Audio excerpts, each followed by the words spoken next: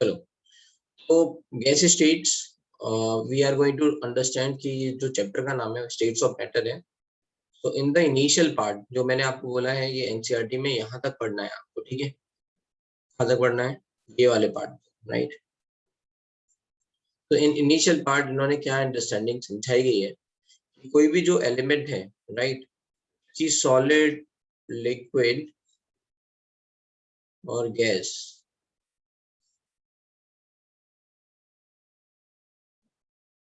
these three states of matter depends on two factors.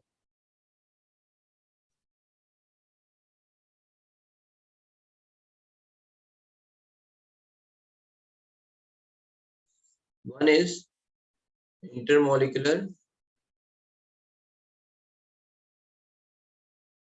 attraction forces, और उसी में आ जाता है आपका, है ना, intermolecular attraction forces is a general term, but let's say molecule जो है कोवेलेंट है तो उसमें फिर आ जाएगा term van der Waals attraction forces, ठीक है? And second is thermal energy.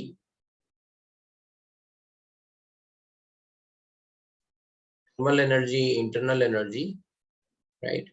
ये दिस इज व्हाट हैपेंस। ये जो थर्मल एनर्जी है, अगर हम सॉलिड से लिक्विड की तरफ देखें, as we are heating it, solid को अगर हम हीट कर रहे हैं तो सब्सटेंस की थर्मल एनर्जी को बढ़ा रहे हैं। That's how what will happen कि जो let's say intermolecular attraction force है उन पे ये डोमिनेट करना लग जाएगी, है ना, थर्मल एनर्जी। तो ये जो बॉन्ड है ये वीक होने लग जाएंगे, और जिस पॉइंट पे ये बॉन्ड वीक होने लग जाएंगे उस पे ये लिक्विड, है ना, में मेल्ट हो जाएगा, मतलब solid is going to melt into liquid, right? Now similarly what will happen now in liquid, these molecules have more freedom, है ना, freedom in movement, right, rather than in the solid. In the solid only vibration can happen.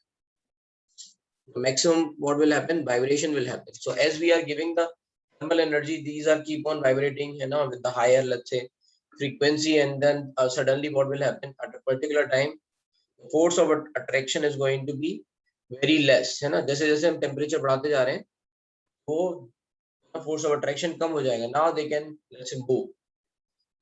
शुरुआत में क्या होता है, vibration होते हैं, धीरे धीरे धीरे धीरे they can move in liquid. Again we are giving further, let's say, thermal energy, we are increasing the thermal energy, the interactions are further is going to be weakened, and the liquid is going to convert into gas, ठीक है? Lesson name gases state आप डालो, ठीक है? कितनी बार समझ में आ रही है? तो जैसे जैसे थर्मल एनर्जी बढ़ेगी, it is going to go from solid to liquid, liquid to gas, है ना? टेम्परेचर बढ़ा रहे हैं, इस तरह से आ रहा है।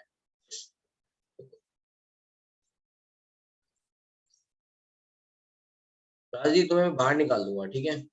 एक तो लेट आ रहे हो और फिर पूछ रहे हो मुझसे कि सर बताओ आप क्या करते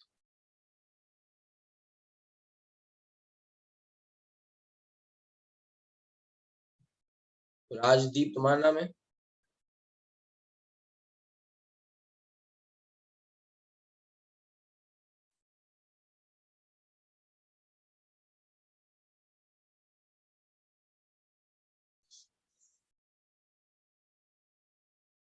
ठीक है, चलो।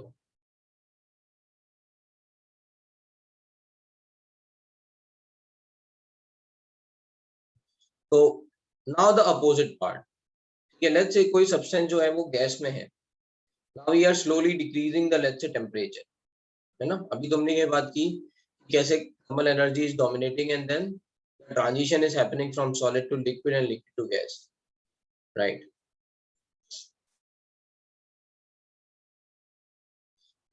पहले तो जो लोग लेट आए हैं डाउट पूछना बंद करो। अगर आप लेट आए हो तो शुरुआत से फिर से लेक्चर देख लेना, ठीक है? और फोकस यहाँ पे करो। जो तीन स्टेट्स ऑफ मैटर हैं ये दो फैक्टर पर डिपेंड करती है, intermolecular attraction forces, thermal energy. अब जो लोग लेट आए उन्होंने डाउट पूछे तो मैं सीधे रिमूव करूंगा उनको, ठीक है?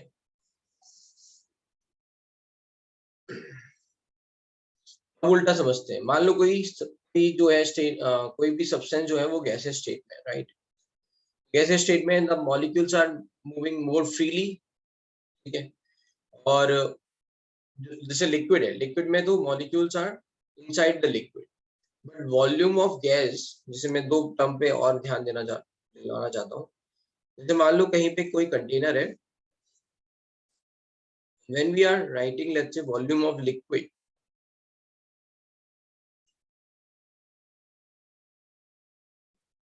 volume of liquid is not equals to volume of container, right? There is some restriction for the liquid molecule, they cannot move, है ना, the whole container. अच्छा, अगर ये बंद कर दें, they are going to, let's say there is some restrictions, these molecules are going to move in, let's say it's some particular area.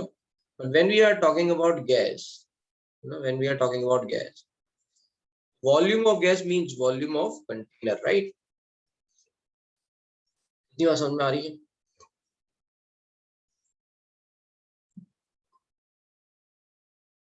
Whatever volume you are going to give, the same amount of gas can occupy any, let's say, amount of volume, right? Volume of gas means, actually means volume of container. So we are going to change the, let's say, in the container, the volume of gas will change. Gaseous molecule has no limitation. They can move up, down, anywhere, right? Liquid molecules can move inside this certain restrictions, right? So as we are going to decrease the temperature, let's say, and we are going to, let's say, increase the pressure so that gaseous molecules can come closer to each other.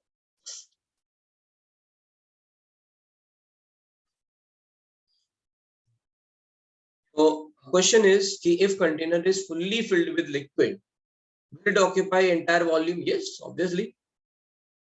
You have, say, filled with the, I have not said, I have said, देखो general में तो यही है ना, volume of liquid, वो तो एक specific condition होगी ना, कि अगर मैंने पूरा लिक्विड भर ही दिया तो क्या होगा?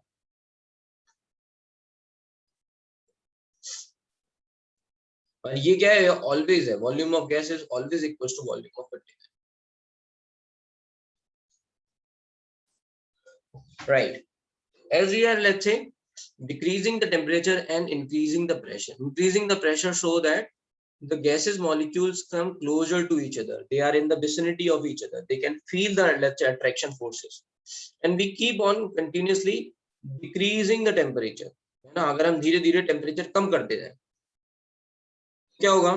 जो गैस के मॉलिक्यूल्स हैं और इनके बीच में लगने वाला जो फोर्स ऑफ अट्रैक्शन है, at a certain point of time will start to dominate. ऐसा मतलब आप इमेजिन करो कि गैस के मॉलिक्यूल हैं, आपस में एक दूसरे के पास आए, but rather than colliding and moving away, they are going to come together and stick with each other, है ना, एक दूसरे से चिपक गए। उसी में फिर तीसरा मॉलिक्यूल आया, वो भी चिपक गया, right? That is called condensation, right?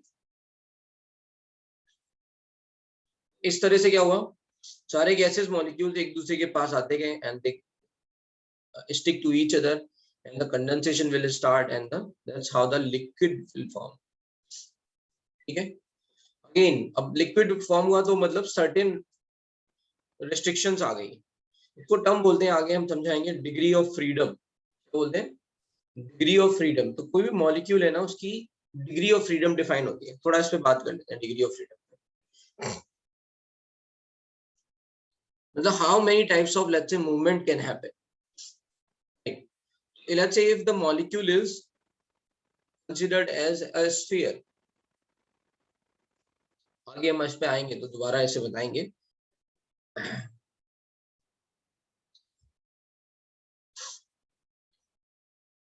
Shreya, अगर कंडेंसेशन वेपराइजेशन की हम बात कर रहे हैं, तो वेपराइजेशन तो देखो हर evaporation, right, happens to every temperature. Similarly, the condensation happens to every temperature, but the term which you are looking at, that is boiling point.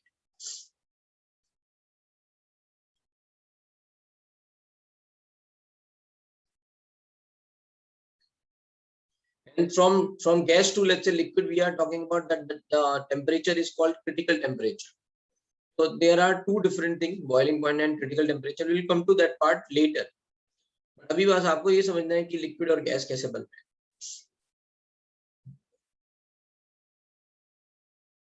Yes, अगर मान लो हम बहुत बड़ा कंटेनर रख दें, और बहुत बड़ा कंटेनर है, उसमें थोड़ी सी ही गैस रखें, तो भी गैस के molecule, because see what happens is there is another word to say. Volume of gas is nothing but, जिन लोगों को इनमें इसमें दिक्कत आ रही है, that is nothing but volume available for gaseous molecule. What is the volume of gas? Volume available for motion of gaseous molecule.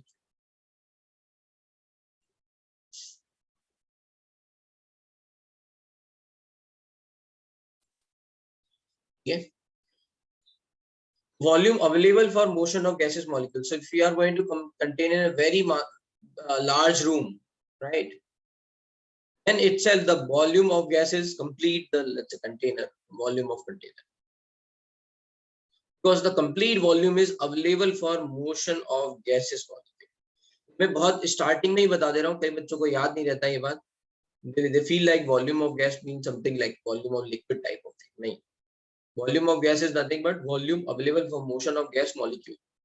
जिस भी container में डालोगे उस कंटेनर का वॉल्यूम पूरा क्या हो जाएगा, गैस का वॉल्यूम. ना you can not put in imaginary boundary, है ना. आप ये मान लो एक बहुत बड़ा कंटेनर है, you can not put imaginary boundary की, अच्छा ठीक है इसके इधर जो है ना केवल ये वाली गैस रहेगी और इस तरफ दूसरी वाली गैस रहेगी, या इस तरफ कोई गैस नहीं रहेगी, राइट. यू कैन नॉट से लाइक दैट, ये ना क्लियर है.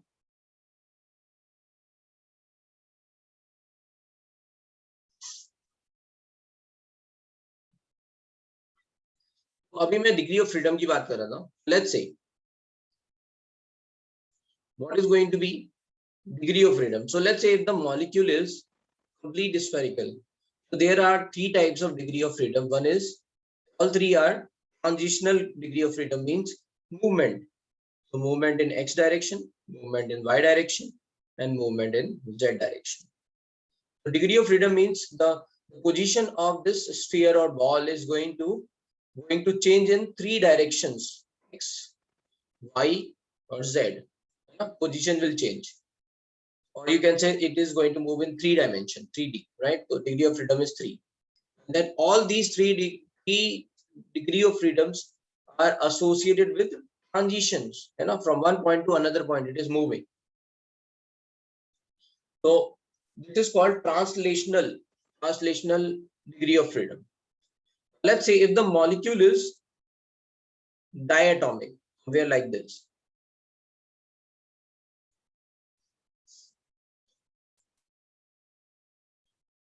Then what is going to be degree of freedom? So let's say for this molecule, we can define a center of mass, and then we can say 3 degree of freedom are also going to be there, x, y, z. But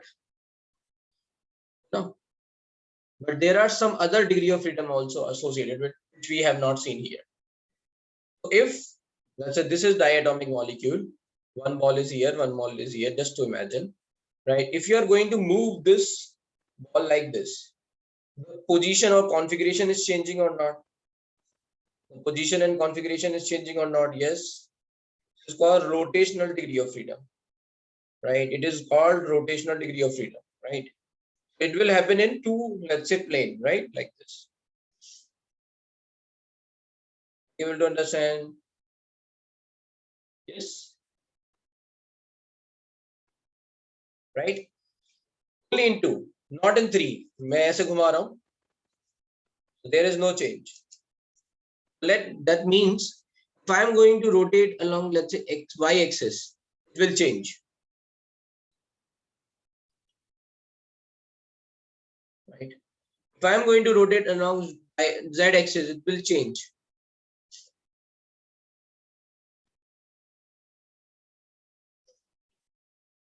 If I am going to rotate around x axis,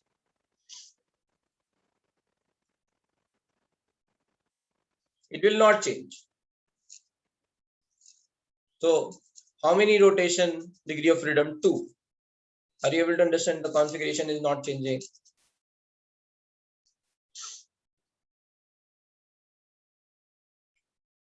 So in addition to 3 translational kinetic let's say degree of freedom, 2 rotational degree of freedom is also there. So every degree of freedom is having some kinetic energy associated with it, in what direction it is moving and how rotational, everything. Now if the molecule is going to be, let's say, triatomic, it is not linear, somewhere like this, bent or something, SO2 type. Now let's say center of mass is somewhere here, going into X, Y and Z. If you are going to rotate all 3 directions, the configuration will change. No, just imagine like this. If you are going to rotate, then it will change. If you are going to rotate, then it will change. If you rotate like this, everything is going to change, right? How many rotation? 3 rotation. Okay.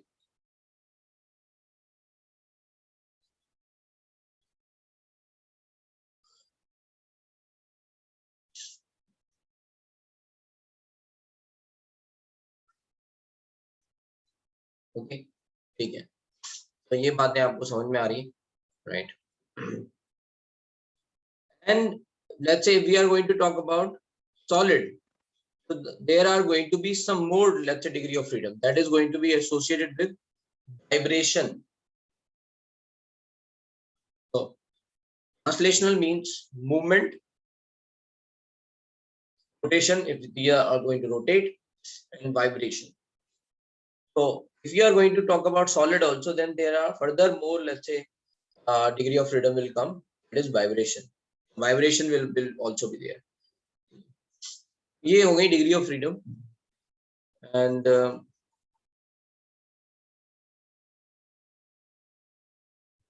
इसको रब कर दे रहा हूँ, ठीक है, ये भी जरूरत नहीं है. Every degree of freedom is required some, let's say, energy. मतलब इसका जो contribution है वो thermal energy में है. Solids में केवल vibration आएंगी, समझ लो. Solid में केवल vibration, right? केवल vibration होंगी, है ना? तो एनर्जी, थर्मल एनर्जी कम, ऐसे समझ सकते हैं, राइट? यस.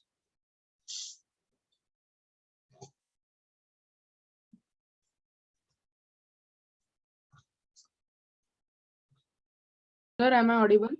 हाँ बोलो. हाँ सर, मुझे पूछना था, हमने देखा कि डिग्री ऑफ फ्रीडम में मतलब एक्स वाई और जेड एक्सिस के अलोंग ही मतलब वो ट्रैवल कर सकता है. तो मतलब सर कोप्लेनर अगर होगा तो एक्स और वाई के बीच में अरे कहीं भाई भी वो वेक्टर में तोड़ने वाली बात है.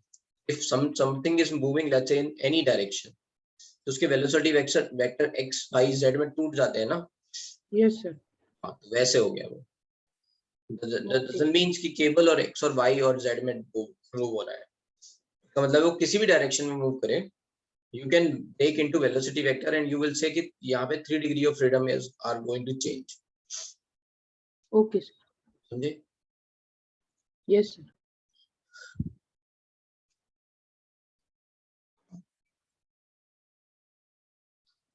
Anyway, तो ऐसे क्या हो रहा है, जैसे जैसे अगर हम मान लो टेम्परेचर कम करते जा रहे हैं, ठीक है, कि थर्मल एनर्जी कम हो रही है, फोर्स ऑफ अट्रैक्शन डोमिनेट कर रहे हैं, फोर्स ऑफ अट्रैक्शन डोमिनेट कर रहे हैं, तो लिक्विड से सॉलिड, सॉरी गैस से लिक्विड और लिक्विड से फिर सॉलिड बन रहा है, ठीक है. जैसे जैसे अगर हम मान लो लिक्विड में है, लिक्विड में जो भी डिग्री ऑफ फ्रीडम है, अगर हमने और टेम्परेचर कम किया धीरे धीरे, तो मॉलिक्यूल्स केवल और केवल वाइब्रेशन एनर्जी, मतलब ऐसे बस इतना मूव कर पाएंगे अपनी पोजीशन पे, तो वहीं फ्रीज हो जाएंगे, है ना. एक पर्टिकुलर पॉइंट पे क्या हो जाएंगे, they are going to freeze. अब उनमें केवल वाइब्रेशन होगा, देन वी आर सेइंग कि ये सॉलिड है, स्टेट ऑफ मैटर, तो हमने सॉलिड बोल दिया, ठीक है. अब बात आती है इंटरमोलिकुलर अट्रैक्शन फोर्सेस के बारे में. तो इंटरमोलिकुलर अट्रैक्शन फोर्सेस में हम बात कर रहे हैं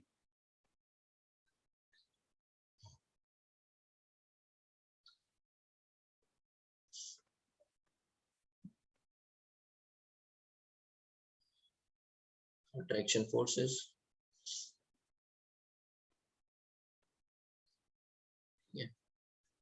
उसमें कई सारे हैं, जैसे मान लो पहले हम बात कर लेते हैं, फर्स्ट है आयन आयन इंटरेक्शन। ये किसमें आएगा? This is going to be come in ना आयनिक बॉन्ड। दूसरा है आयन डाइपोल इंटरेक्शन।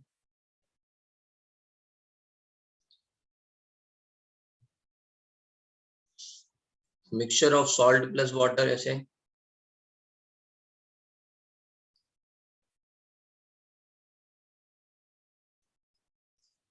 ठीक है, ये जो दो इंटरेक्शंस हैं, right, these are not let's say considered into van der Waal. ठीक है, क्योंकि ये बॉन्ड बना रहा है और ये यहाँ पे आयन इंटरेक्शन है।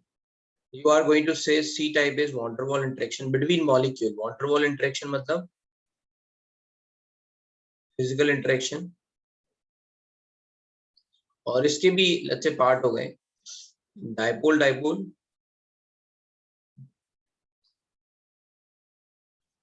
डाइपोल इंड्यूस डाइपोल,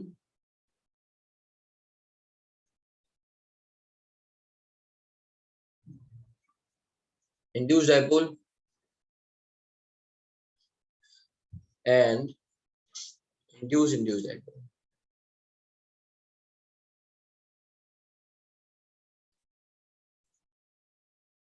इनके एग्जांपल हैं लेट्स से HCl वाटर, ये सब में एग्जांपल है let's say HCl plus argon.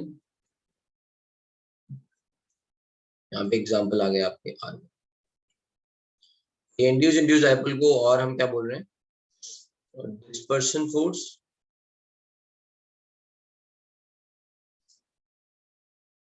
And London force.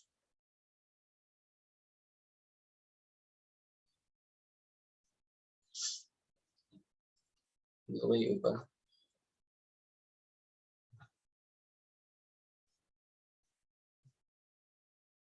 और ऊपर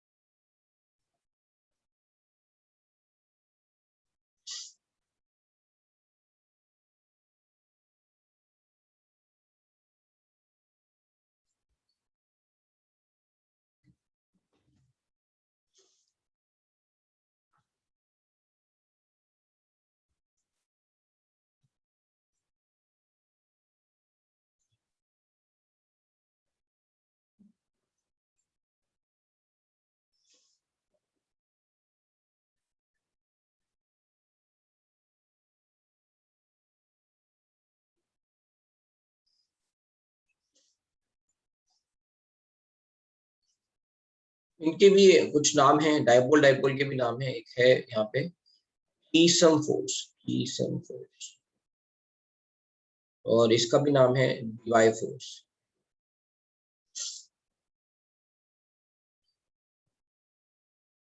and these are proportional to, इनमें था प्रोपोर्शनल टू, ये भी याद रखने की चीज है।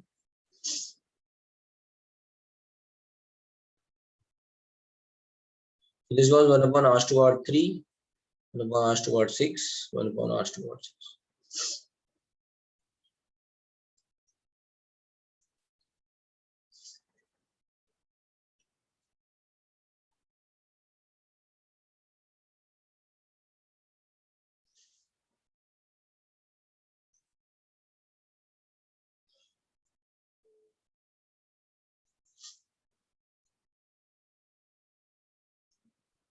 कीसम, हाँ, KEESOM।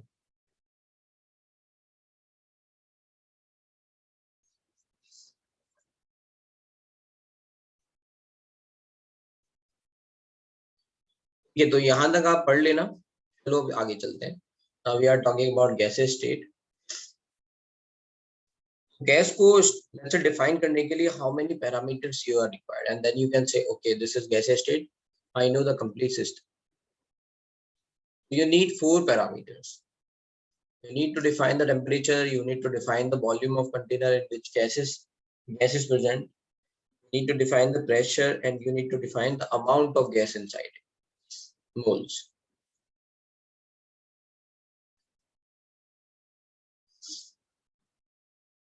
And I think जब मैंने PV equals to nRT आपको बताया था तो यूनिट्स बता दी थी है ना प्रेशर की, राइट?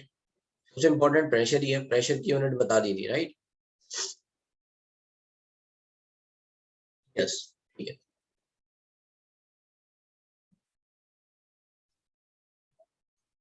चलते हैं आगे।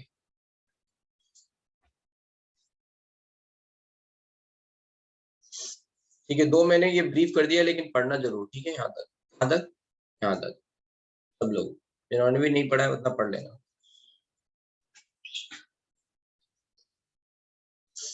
Now we are talking about, let's say, gaseous state. So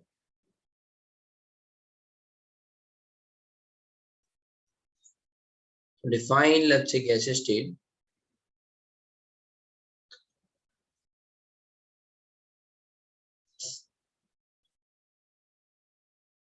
We need, we need to define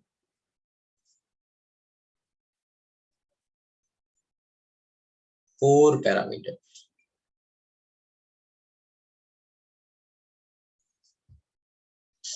Pressure of gas,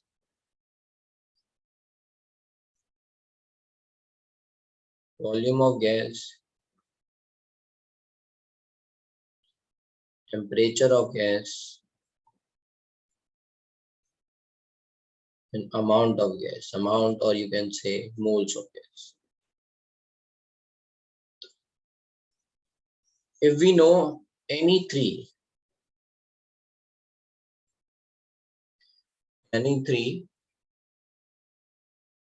of the four, we can calculate fourth one by ideal gas equation. So we will be able to get the ideal gas equation is PV equal to nRT.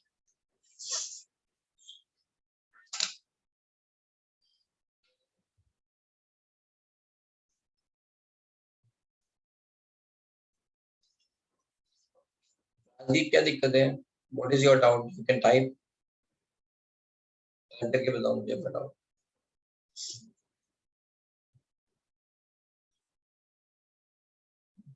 ठीक है, to define gaseous state we need to define four parameters: pressure of gas, volume of gas, temperature of gas, amount of gas. ठीक है, तो if we know three of the four, तो हमें चौथा मिल जाएगा। R एक कांस्टेंट है, ideal gas constant. R क्या है? Ideal gas constant. R की वैल्यू क्या थी? Value of R let's say लिख लेते हैं 0.0821 ATM। याद भी, ये भी रखना है, यूनिट भी याद रखना है, मोल kelvin, which is approximately equals to 1/12। ये वाली यूनिट कहाँ यूज होगी? गैसियस स्टेट में। अगर आपको कभी भी कंफ्यूजन हो कि हाँ तो ये यूज होगी गैसियस स्टेट में। और R की वैल्यू क्या होती है? 8.314 जूल पर मोल kelvin, which is approximately equals to 25/3। ये वाली कहाँ यूज होगी? थर्मोडायनेमिक्स में, मिक्स चैप्टर में। थोड़ा क्लैरिटी आपको बन गई ये R की कौन सी वैल्यू डालनी है, ठीक है? इसमें एक और यूनिट बना सकते हैं, 2, लेट्स से 1.98 आता है, approximately 2 कैलोरी पर मोल kelvin, which is approximately 2 keV thermodynamics।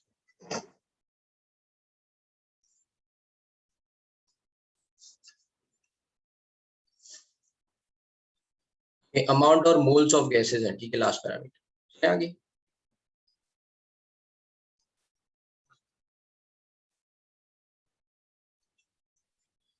so before we are, let's say, moving ahead, let's understand one more time units of pressure, pressure की यूनिट क्या क्या है, बस यूनिट्स ऑफ प्रेशर ही देख लेते हैं, है ना।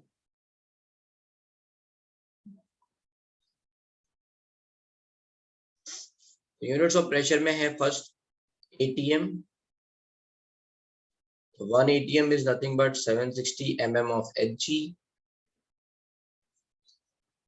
which is equals to 1.013 into 10 to power 5 Newton per meter square, or you can say 1.013 into 10 to power 5 Pascal, or you can say 1.013 bar.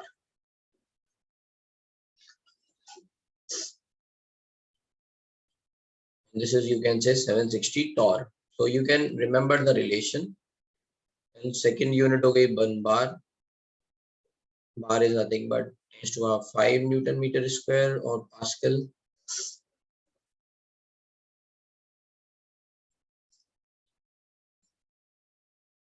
Right, and 1 torr is equals to 1 mm.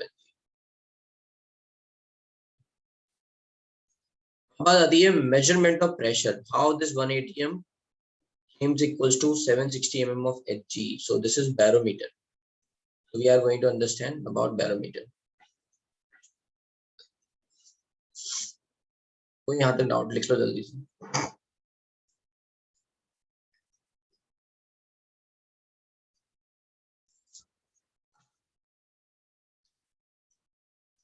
बोलो बेटा। Good morning sir. Sir 760 के बाद क्या लिखा है? mm of Hg, mm Hg। नहीं sir, उसके नीचे और okay sir, RR torr। Okay sir.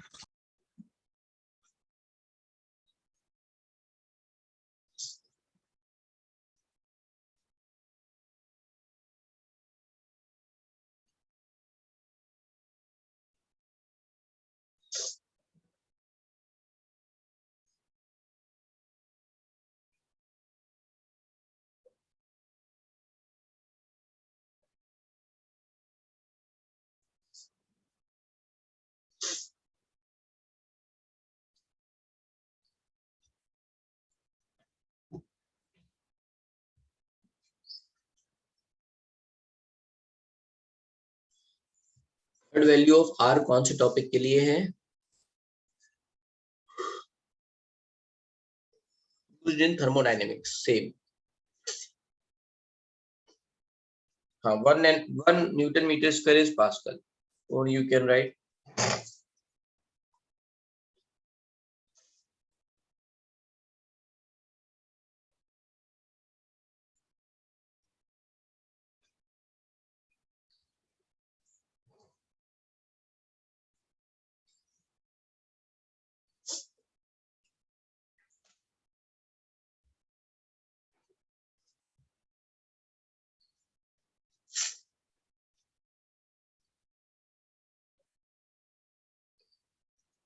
we will use mostly ATM.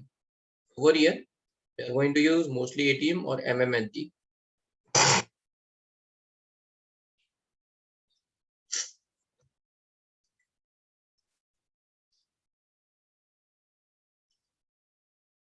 We have to write it like that, or T or RR.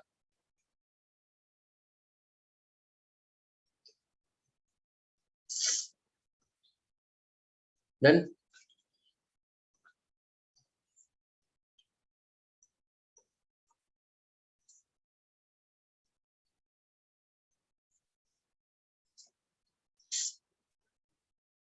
उसमें नेक्स्ट आता है measurement of pressure.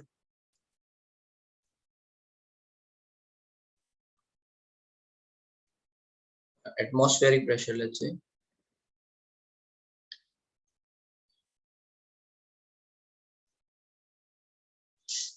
measurement of atmospheric pressure and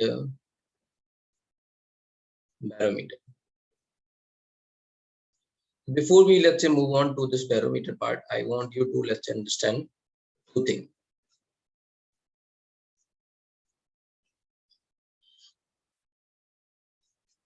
तो जब भी कभी let's say fluid की बात आती है, फ्लूइड, फ्लूइड में लिक्विड और गैस दोनों कंसिडर होते हैं ना. फ्लूइड अगर हो रहा है मतलब the substance which can flow, उसमें गैस भी आएगा और लिक्विड भी आएगा. जैसे गैस है, मान लो किसी कंटेनर में गैस है, तो गैस के पार्टिकल रैंडमली हर डायरेक्शन में मूव कर सकते हैं. Not seeing the effect of gravity. Smaller scale, इस लार्जर स्केल पे ग्रेविटी का इफेक्ट है, इसलिए जब हम एटमॉस्फेयर में ऊपर की तरफ जाते हैं तो ऑक्सीजन कम होने लग जाता है. Let's say at the ground level on a small container, you cannot see the effect of gravity. तो गैसेस के मॉलिक्यूल हर डायरेक्शन में मूव करेंगे. ठीक है, इसका मतलब ये है कि जितने नंबर ऑफ पार्टिकल इस वाली वॉल से टकरा रहे होंगे सेकेंड, उतने ही अप्रोक्सीमेटली इस वाली वॉल से टकरा रहे होंगे, उतने ही नंबर ऑफ पार्टिकल इस वाली वॉल से टकरा रहे होंगे, एंड उतने ही नंबर ऑफ पार्टिकल इस वाली वॉल से टकरा रहे हैं. ऑल वॉल से जो कोलिजन हो रहे हैं वो सेम है, इसीलिए हर वॉल पे लगने वाला प्रेशर सेम है ना. आप ये वाले पे देख लो चाहे ये वाले पे देख लो, है ना. गैस के मॉलिक्यूल रैंडमली मूव कर रहे हैं. हम कह रहे हैं ऑन ए गिवन टाइम ना, किसी एक बॉल पे टकराने वाले जो है ना, कोलाइड करने वाले जो गैसेस पार्टिकल हैं, those are same. Pressure is going to be same in all the walls. ये बात समझ में आ रही है. गैस में क्या होता है, pressure is going to be equal on all the walls as the number of particles colliding to all the walls are same, approximately same. When we are talking about liquid,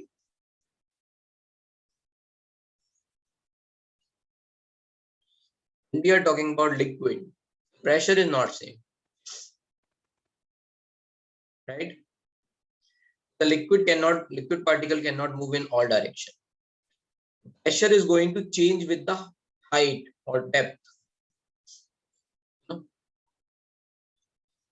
ये वाला आपने question शायद 8, 9, 10th में देखा होगा. एक पानी की टंकी है, इफ देयर इज ए ना पे वाटर स्टोरेज है और इसमें होल हो जाए, हाउ मच हाइट और डिस्टेंस इट विल गो, है ना.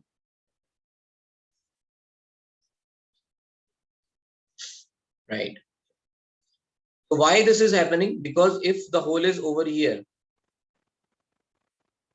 pressure is less. जिस स्पीड से वो बाहर आ रहा है वो ज्यादा नहीं है. As it is going down, the pressure is changing, and it is changing, not is changing, it is increasing.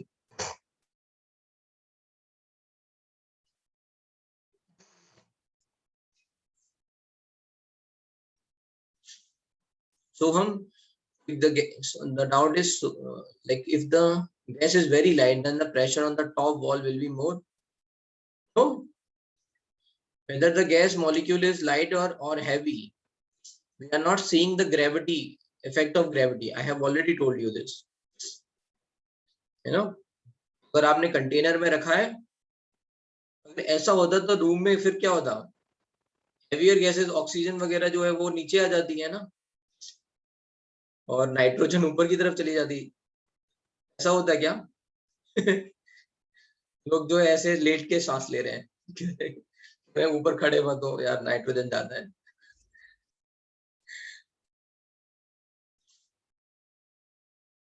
Weight of gas does not matter. Weight of, मैंने क्लैरिफाई भी किया कि वेट ऑफ गैस कहाँ matter कर रहा है. अगर atmosphere में देखोगे तो वहां मैटर कर रहा है, राइट, है ना, वहां मैटर कर रहा है. बट अगर हम छोटा सा कंटेनर ले रहे हैं, यहाँ पे कोई ग्रेविटी का इफेक्ट नहीं देखेंगे. या फिर हम बोल सकते हैं कि जो ग्रेविटी का इफेक्ट है वो इतना नेग्लिजिबल है कि we don't have to consider it.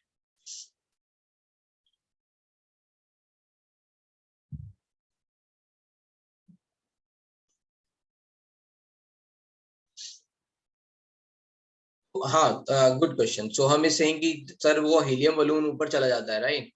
वो हीलियम जो है ना उसकी डेंसिटी बहुत कम है, and let's see if you are going to say room temperature पे डेंसिटी कम है, और यू कैन से कि बहुत ही लाइटर गैस है इसलिए वो ऊपर जाता है. वो उसको हम पढ़ेंगे वॉयंसी.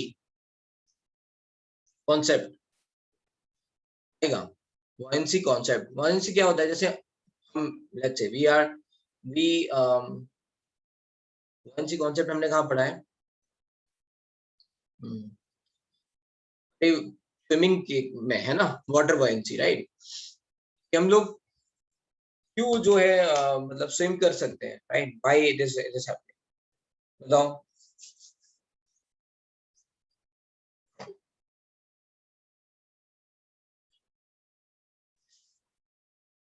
हम इसलिए कर सकते हैं because we are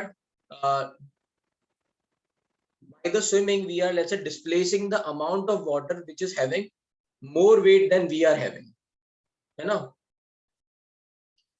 Any substance displaces more water than its own weight, it is going to swim, like it is not going to, Archimedes principle, yes, it is not going to sink. What happens is the helium balloon, right, the mass of helium balloon is displacing, है ना, displacing air, right। अगर हम मान लो इसको ऊपर की तरफ जा रहा है, सब जगह एयर है एटमॉस्फेयर में, ये ऊपर की तरफ जा रहा है, क्यों जा रहा है ऊपर की तरफ, क्योंकि ये जो जितना ये मास ऑफ एयर डिस्प्लेस कर रहा है, राइट, वो काफी ज्यादा है इसके खुद के मास से, है ना। हीलियम का मास तो कम रहता है ना बहुत, 4 AMU है एक मॉलिक्यूल का मास, इसका मास हमने एवरेज मास देखा था 28.8 AMU, राइट। जो हीलियम का मॉलिक्यूल ये ऊपर की तरफ जा रहा है, इसलिए जा रहा है because it is displacing more air, more mass of air than its own mass. That's why the buoyancy is acting and it is going up.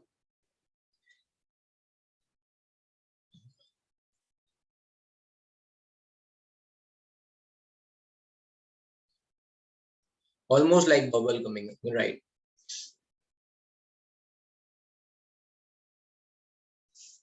ठीक है, अब हम इससे आगे चलें, तो ऊपर buoyancy के कारण जा रहे हैं।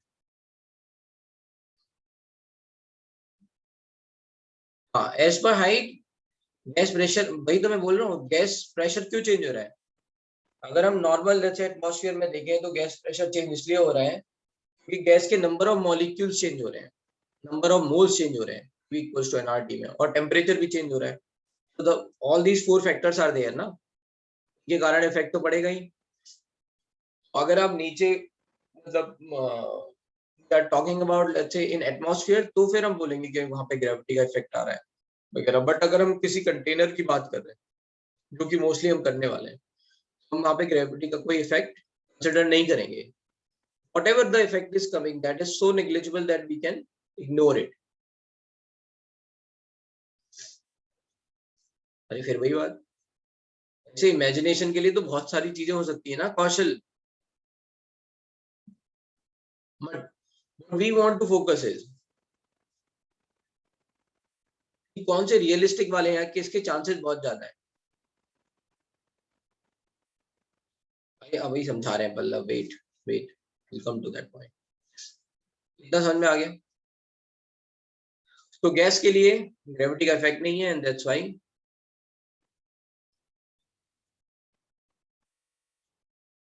Yes yes. तो प्रियांशी बेटा, what we are what we when we measure it, when at that time we mention the pressure at sea level only, भी रेफरेंस की बात होती है तो वो सी लेवल पे ही होता है प्रेशर।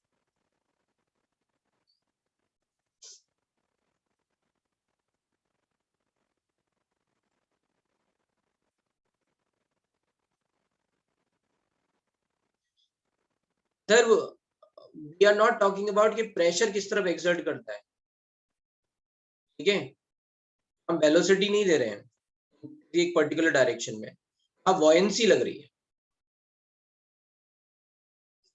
वो अपने मास से ज्यादा मास डिस्प्लेस कर रहा है, दैट्स व्हाई द, है ना, अपवर्ड मोशन। उसका जो mg नीचे की तरफ लग रहा है वो कम है, ऊपर की तरफ लगने वाला वॉयंसी ज्यादा है। It's not about pressure. अगर हीलियम का एक छोटा सा बलून भी अगर आप करोगे तो भी वो ऊपर की तरफ ही जाएगा, डजंट मैटर कि हीलियम का बलून बड़ा है या छोटा है, या फिर प्रेशर ज्यादा है या कम है, ठीक है।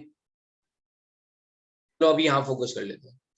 ये बातें याद रखनी है कि गैस के लिए प्रेशर ऑल वॉल्स पे सेम होता है, लेकिन लिक्विड के लिए प्रेशर ऑल वॉल्स पे सेम नहीं होता है ना, it is going to change right as the height is changing.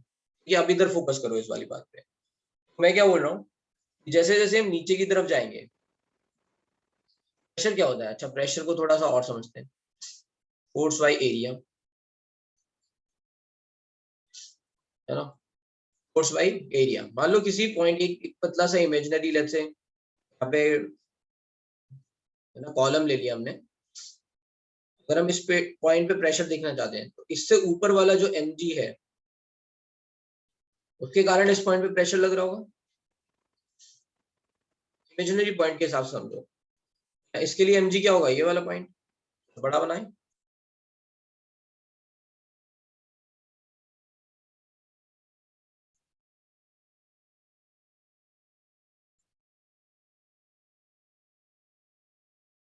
ठीक है। फोर्स, प्रेशर क्या होता है? Force by area. इस वाले पॉइंट पे जो हम बात कर रहे हैं प्रेशर की, वो किसके कारण आएगा? राइट, इस कॉलम के कारण, इतने मास के कारण, इमेजिनरी पॉइंट है, ठीक है। जैसे अगर पॉइंट यहाँ पे होगा तो प्रेशर किसके कारण आएगा? इस कॉलम के कारण, इसके कारण। समझ में आ रही है बात? जो मास है, फोर्स है, वो mg है, वही चेंज हो जा रहा है, प्रेशर चेंज हो जाएगा। समझ में आ रहा है? हाइट के हिसाब से प्रेशर चेंज होगा, यस। इसीलिए जब अगर अगर होल बिल्कुल ऊपर पे हो, है ना, पे है ना वाटर स्टोरेज में, तो धीरे से ऐसे बस ऐसे रिसता रहता है ना, it is just going to fall through the walls of let's say container. But अगर यहाँ पे होल हो बिल्कुल नीचे की तरफ, एकदम तेजी से ऐसे बाहर निकलता है, right, because of the pressure.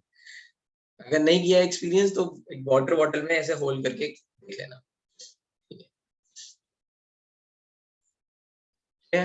आगे अब समझ में आया?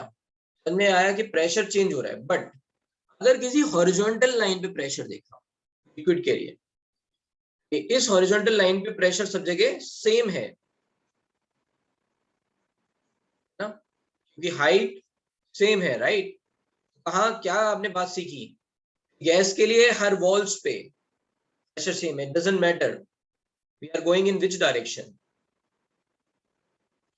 बट लिक्विड के लिए हॉरिजॉन्टल लाइन पे प्रेशर सेम है, वर्टिकल लाइन पे प्रेशर सेम नहीं है। तो लिख लो यही बात अपने लैंग्वेज में।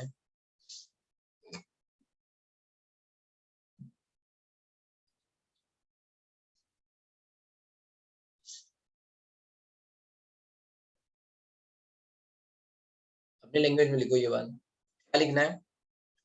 In case of gas, the pressure is going to be same in all directions. Hence, pressure is going to be same in on the all walls of the container. But in case of liquid, pressure is going to be different in vertical direction, but will be same in horizontal direction.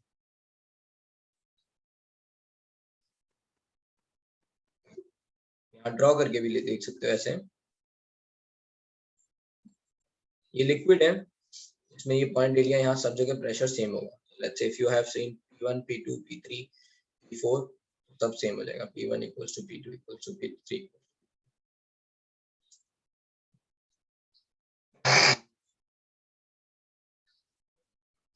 अब ये अपनी language में लिखना है, मैं नहीं लिखा रहा हूँ, मैं रिपीट भी नहीं कर रहा हूँ। कितना समझा दिया?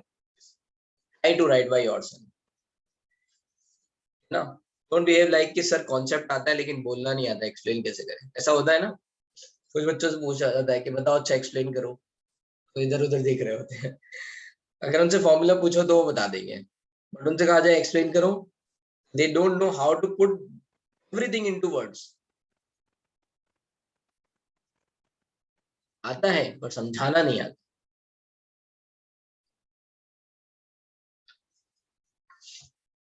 क्या नहीं समझा? भी तो समझाया, हॉरिजॉन्टल लाइन पे ना हाइट सब जगह सेम होगी, इसलिए प्रेशर सेम होगा। बोलो। हाँ सर, ये आपने डायग्राम में एग्जैक्टली ड्रॉ क्या किया है ऊपर वाली सेकंड वाली डायग्राम में? वो इस नहीं वाले सर। में, हाँ हाँ। इस वाले में बस ये ड्रॉ किया है कि हॉरिजॉन्टल लाइन पे प्रेशर सेम होगा, बस दैट्स इट। अच्छा इतना ही किया तो कॉलम लिखे तो कॉलम से ये समझाया था कि भाई प्रेशर का मतलब क्या होता है, फोर्स बाय एरिया। हाँ तो फोर्स क्या लगेगा, mg लगेगा। हाँ किसका हाँ लगेगा, जो भी इसके ऊपर कॉलम में लेट्स से लिक्विड होगा उसका मास, ओके ना। मान लो हमने ये एक इमेजिनरी कॉलम लिया, इस पॉइंट पे हम प्रेशर देख रहे हैं, तो इस पॉइंट जो भी है लिक्विड, उसका मास ही तो mg लग रहा होगा यहाँ पे नीचे की तरफ। ओके ओके हाँ हाँ दैट इज फोर्स। हाँ सर अभी समझा।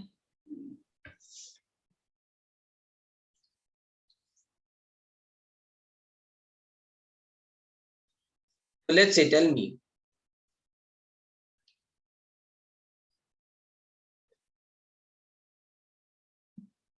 अगर कोई हमने यू ट्यूब ले ली है, मान लो एक ऐसी यू ट्यूब है, ठीक है, राइट।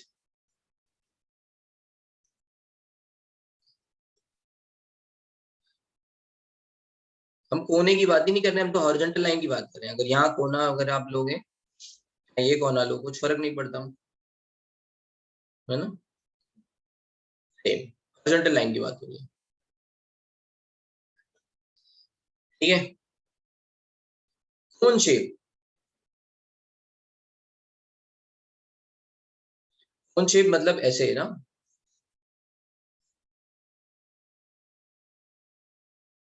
हाँ, तो इसमें क्या होगा, मास का एक वेक्टर आएगा, फिर उसको हॉरिजॉन्टल और वर्टिकल वेक्टर में तोड़ना पड़ेगा, है ना। तो मास का सॉरी मास का वेक्टर नहीं, मास तो हमेशा परपेंडिकुलर डायरेक्शन में लगता है,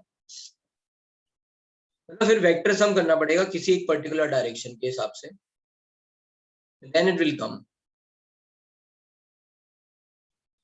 ठीक है। फिर आप प्रेशर देख सकते हो कि कहाँ पे क्या लग रहा होगा, कैसे है, but let's focus over here. अगर मान लो ये यूट्यूब ले ली और उसमें अगर आपने पानी डाला है ना, let's say you put water from this side, आपने देखा होगा दोनों तरफ हाइट सेम आ जाती है ना, राइट। प्रेशर क्या है इन दोनों पॉइंट पे, हॉरिजॉन्टल लाइन पे सेम। इस तरह से इस पॉइंट पे प्रेशर सेम, जैसे यहाँ पे P1 और P2 है pressure, P1 equals to P2, और यहाँ P3 और P4 है, तो ऐसे ही P3 इक्वल्स टू P4, है ना, ये हॉरिजॉन्टल लाइन से, यहाँ पे प्रेशर सेम, ठीक है। चलो बस इस बात का यूज हम करेंगे measurement of pressure in barometer, ठीक है। तो बैरोमीटर में क्या करते हैं, अब हम बैरोमीटर की बात कर लेते हैं। तो यहाँ पे ये बात समझाना जरूरी था कि प्रेशर हॉरिजॉन्टल लाइन पे सेम रहेगा,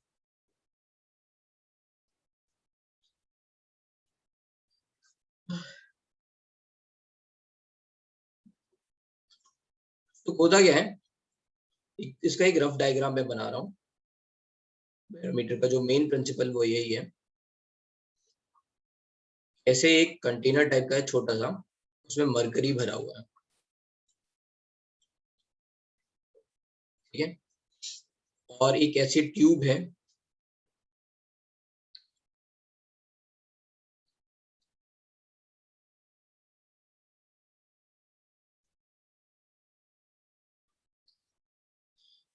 इस ट्यूब में, है ना, उसकी कुछ हाइट है, लेट्स से ट्यूब में इसके ब्रिम तक हमने जो है ना मरकरी ऐसे भर दिया, बिल्कुल ऊपर तक, ब्रिम तक, ताकि there is no air bubble उसमें रहे।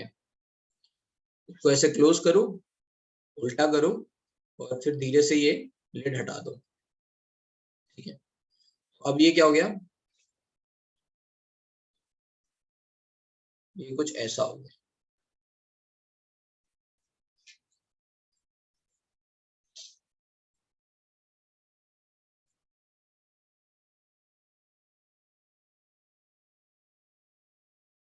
ठीक है। अब क्या होगा, यहाँ पे प्रेशर डिफरेंस क्रिएट होगा, ऐसे पहले लेट्स से जब ये नहीं था, राइट, राइट, यहाँ पे प्रेशर, यहाँ पे प्रेशर, यहाँ पे प्रेशर, सब जगह सेम था। कौन क्या था pressure, PATM, right, atmosphere pressure, atmosphere pressure का मतलब क्या है? एटमॉस्फेयर है, राइट, उसमें जो एयर्स वगैरह हैं उनके कारण जो प्रेशर लग रहा है, उनके कारण जो कोलिजन हो रहे हैं सरफेस से, वो जो प्रेशर लग रहा है वो प्रेशर, राइट, एटमॉस्फेयर प्रेशर हर पॉइंट पे। अब क्या हुआ,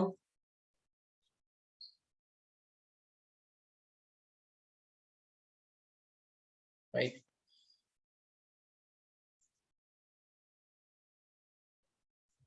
जैसे ही आपने इसको डाला इधर, यहाँ पे थोड़ा सा डिस्टरबेंस हुआ।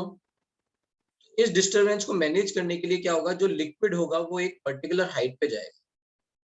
अब हमारा यहाँ एटमॉस्फेरिक प्रेशर लगना बंद हो गया ना, क्योंकि एटमॉस्फेयर से कनेक्शन तोड़ दिया हमने। क्या समझ में आ रही है? जैसे हमने इसको यूट्यूब को ऐसे ये जो ट्यूब है जो भी यहाँ पे, तो ऐसे इन्वर्ट किया यहाँ पे, उसमें कोई एयर बबल नहीं है। तो this is a very important point. तो ब्रिम तक भरा है, फिर उसके बाद इस पे यहाँ पे जो भी लिड हमने डाली थी वो एकदम हटा दी, राइट। अभी इस पॉइंट का कनेक्शन एटमॉस्फेयर से टूट गया, तो यहाँ पे जो एयर के जो पार्टिकल पहले कोलाइड हो रहे थे, कोलाइड होना बंद हो गए, तो यहाँ प्रेशर चेंज हो जाएगा। यहाँ पे इस बट हॉरिजॉन्टल पॉइंट पे तो प्रेशर सेम होना है। क्या होगा कि यहाँ पे जो प्रेशर है वो किसके कारण आएगा, लिक्विड या मरकरी है उसकी हाइट के कारण। ये जो लिक्विड है वो इसमें उतनी हाइट तक रहेगा, so that at this point pressure will be equals to atmospheric pressure. Getting my point?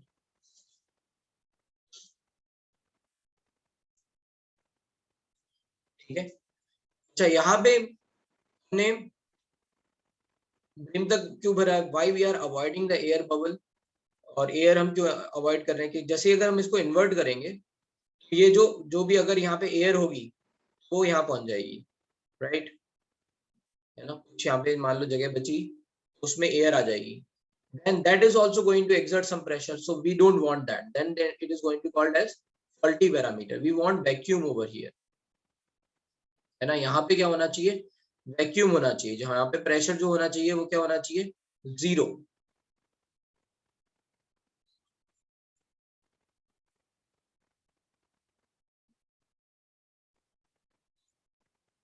the pressure over here of gas is equals to 0।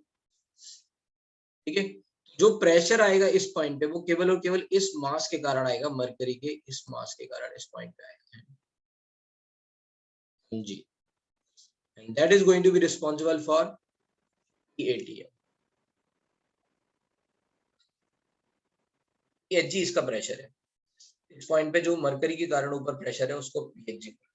तो पहले इतना कॉन्सेप्ट समझ में आ गया कैसे निकाल रहे हैं, राइट। इस पॉइंट पे प्रेशर क्या है, PATM। हमने ये वाली ट्यूब इन्वर्ट की, तो यहाँ पे प्रेशर चेंज हो गया, क्योंकि अब गैस से सीधे सॉरी एयर से जो कांटेक्ट था वो डिस्कनेक्ट कर दिया हमने, लेकिन प्रेशर तो सेम रहना है हॉरिजॉन्टल लाइन पे। इस पॉइंट पे भी जो प्रेशर होगा वो क्या होगा, सेम रहेगा। फिर क्या होगा, ये जो ड्यू ट्यूब है उसमें उसी के हिसाब से उसी हाइट तक यहाँ पे मरकरी रहेगा, and that is the height we are measuring.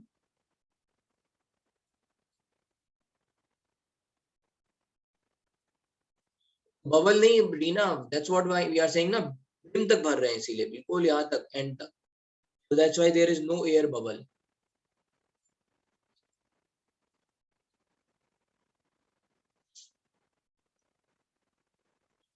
है ना, एयर बबल अवॉइड करना है। एयर बबल हो जाएगा तो फिर यहाँ वैक्यूम नहीं बनेगा, फिर जो एयर आएगी उसके कारण भी थोड़े बहुत कोलिजन होंगे, इस पॉइंट पे कुछ प्रेशर लगेगा,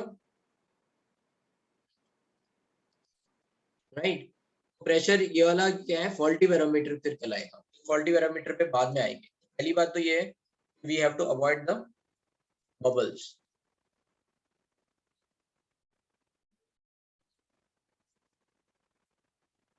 है ना। तो हम we are able to let's say find out the atmosphere pressure. ये बैरोमीटर का प्रिंसिपल है।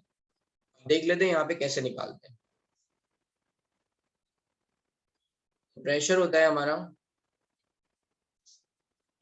Force by area, right. Force क्या लगेगा, m into g divided by a. m is nothing but mass, mass is nothing but volume into density, है ना।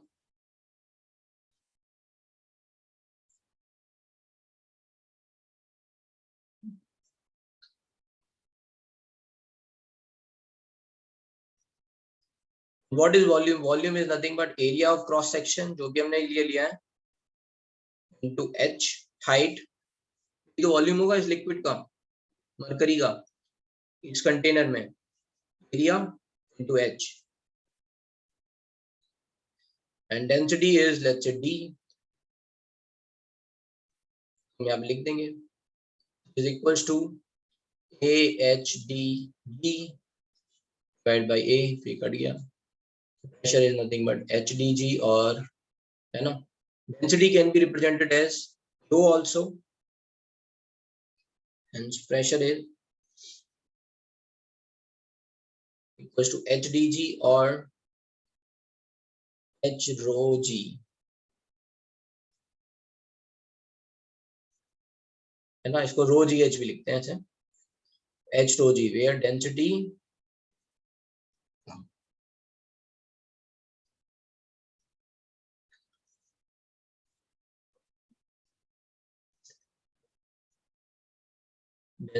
is also represented by rho.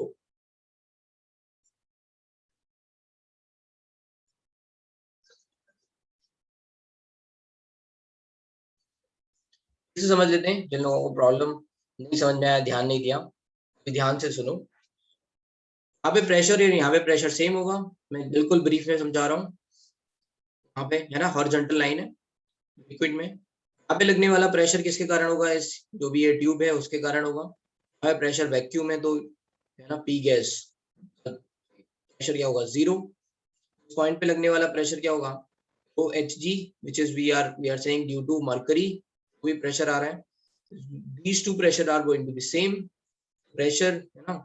क्या हो गया रो, sorry, pressure hg is nothing but by a, force by area, force is nothing but mg by a, m what is mass, volume into density, so we have written volume is nothing but area into h, h is the height, let's say over here, height of the column, ये आ गया आपका h dg। अच्छा, ये हमें याद रहेगा। Now I will take your doubt. Yes.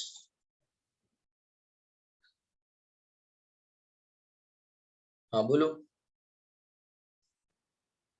Sir, the pressure over here on that mercury in the trough, so it is equal to that pressure in the tube. ऐसा ही आपने बोला ना? Yes, it is equals to over ये here and तीन here. Dots, ये हाँ? Pressure equal है इस ट्यूब के इस लेवल के प्रेशर से। Right right right, horizontal line पे जो प्रेशर आ रहा है, यस। और ये पी एटॉमिक मतलब सॉरी एटमॉस्फेरिक, ये वो तीन डॉट्स पर है, और ये पी एच जी ये ट्यूब का है ना सर। हाँ, तो फिर सर ये H D ji pressure of ये ट्यूब हुआ ना सर, और ये ट्रफ का प्रेशर है पी एच जी हुआ ना, नहीं पी एटमॉस्फेरिक हुआ। Hg is mercury है ना, इस Hg से रिलेट मत कर लेना, है ना। Hg is mercury, yes sir. so the pressure due to mercury over here at this point, let's say ये point A हो गया, ये point B हो गया, तो ज्यादा समझ में नहीं आ रहा, लिख लो Pa equals to PV बस। Yes sir. सर तो फिर ये किस एच डी जी किस चीज का प्रेशर है सर फिर? P एटमॉस्फेयर, अगर ये दोनों बराबर हैं, हाँ, PB is equals to, pressure क्या होता है, force by area. Yes sir. Force क्या लग रहा है यहाँ पे, मास m into g, yes sir. लग रहा है ना। Yes sir. तो ये mg by एरिया लिख दिया। इस पॉइंट पे पॉइंट बी पॉइंट पे प्रेशर मिल गया हमें mg by a, m is nothing but a h d डाल दिया, तो ये h d g आ गया। तो फिर ये सर तीन डॉट्स को, अरे मेरी बात सुनो, बोलो मत बीच में, राइट। पॉइंट बी पे जो लगने वाला प्रेशर है वो एच डी जी है। इस पॉइंट ए और बी का प्रेशर सेम है, तो P A T M equals to H D G हो गया या नहीं? Yes sir. क्या दिक्कत है? नहीं, हाँ सर बराबर। और ये पीएचजी सर ये ट्यूब का प्रेशर है सर, तो फिर मतलब ये डॉट्स का प्रेशर निकालेंगे तो ऑटोमेटिकली हमें ट्यूब का प्रेशर भी मिल जाएगा। ऑटोमेटिकली नहीं, वही तो कैलकुलेट किया है हाँ सर। ऑटोमेटिकली। हाँ, क्या हो गया तुम्हें? सही है। Yes sir. हाँ ठीक है। यहाँ जो प्रेशर आया है, राइट, दैट इज, है ना, P, let's say this is pressure ATM, PATM. You can write this point like here. So PHG, which is equals to pressure ATM, that is equals to, you know, HDG or H rho G.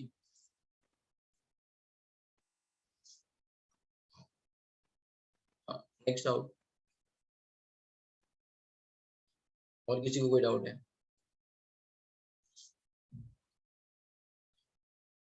तो there is another doubt कि mercury क्यों use किया, कोई और liquid, कोई भी liquid use कर सकते हैं। मरकरी यूज इसलिए किया क्योंकि लिए जो हाइट है वो कम आती है, क्योंकि मरकरी की डेंसिटी ज्यादा होती है। जो और लिक्विड यूज करते तो हाइट ज्यादा आती, बैरोमीटर के लिए ज्यादा स्पेस लगता बनाने के लिए, डिजाइन के लिए।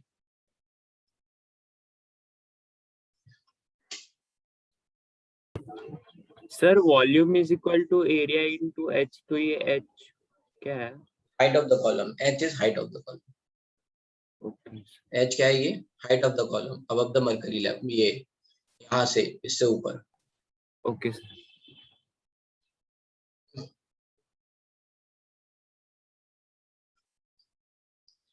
तो mercury does not stick to the any glass, उसके पीछे रीजन ये है, तो कौन बताएगा मुझे क्या रीजन है why mercury does not stick to any, let's say, surface? या फिर हम इसको बोल सकते हैं why mercury being a liquid does not wet any, let's say, surface unlike water.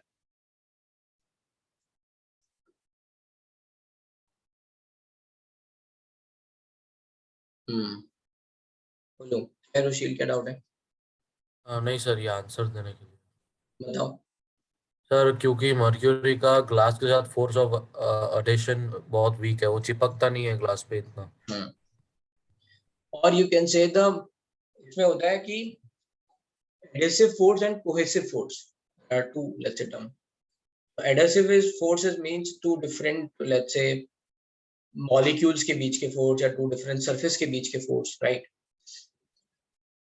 Adhesive मतलब adhesive वहां से आप ले सकते हो। adhesive का काम क्या होता है? दो different surface को चिपकाना है, right?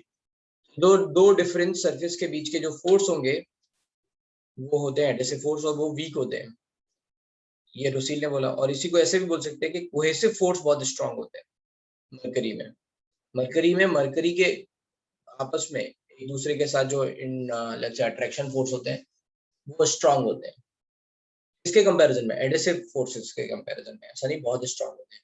बहुत स्ट्रांग होता है तो फिर वो मरकरी ऐसे कुछ करने पे, है ना, आपने देखा होगा कभी थर्मामीटर टूटा, पहले पुराने जमाने में होता था, थर्मामीटर टूट गया, सारा मरकरी इकट्ठा करके फिर ऐसे इसको बीच बीच में से ऐसे टच टच करके उसको तोड़ते रहते थे, फिर वो एक साथ इकट्ठा हो जाता था। तो आई डोंट नो कि ये एक्सपीरियंस तुम लोगों ने किया है या नहीं। मैंने एक दो बार जरूर किया है, क्योंकि सबसे ज्यादा थर्मामीटर मैंने ही तोड़े हैं।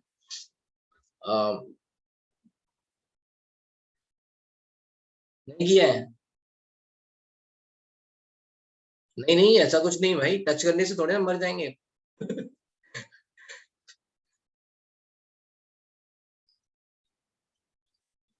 टच करने से मरकरी को नहीं मर जाते हैं भाई, है ना। मरकरी अगर आपके बॉडी में चला जाएगा then it is going to be poison. हाँ, विदाउट ग्लव करो, क्या दिक्कत है? तुम्हारे हाथ में आएगा ही नहीं ना मरकरी। अभी क्या बताया था, एडेसिव फोर्स वीक होते हैं, उसको टच भी करोगे तो तुम्हारे हाथ में नहीं लगेगा।